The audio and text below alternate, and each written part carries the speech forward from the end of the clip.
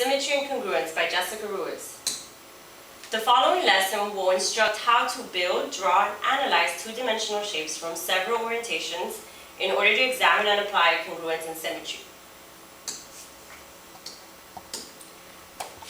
First, I'd like to demonstrate some two-dimensional geometric shapes. For example, here we have the triangle, the circle, and the pentagon. Now, what we're going to review today is the symmetry. What symmetry is, it's the line that divides the shape into two equal parts.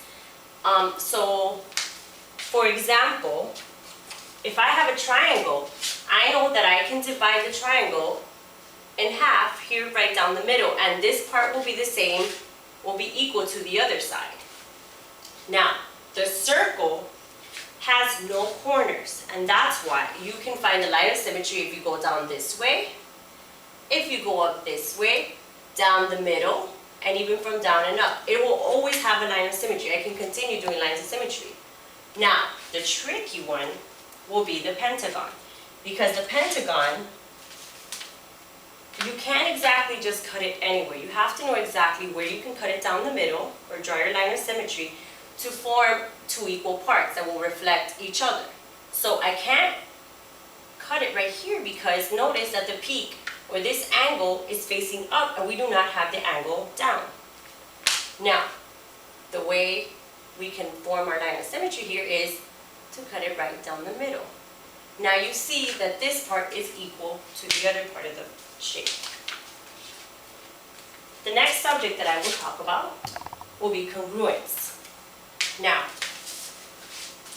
let's erase this so we can start drawing our shapes that are congruent.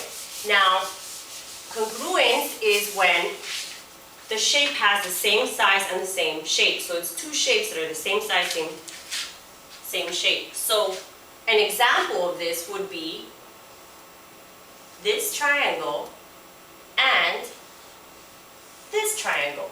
Even though they are in separate directions, they are still the same size and they're the same shape. Notice two triangles, pretty much the same size, only they're in different directions. Just like this would also be an example of congruence. One example that is not congruent would be this square and this rectangle. They are not the same size and they are not the same shape, so therefore they are not congruent. Now, to go over my lesson, I would like to ask a few questions. What does congruence mean? What is something that's key to you that you will remember? And also, true or false? Symmetry is a word used to describe a side of a shape. Let's go over those answers now. Congruence means same size, same shape. We just went over that. That would be when you have a square, one size, maybe a small tiny square, and the same size square next to it. Now, the answer was false. Symmetry is actually the line that divides the figure into a reflective equal. And that concludes my lesson. Thank you.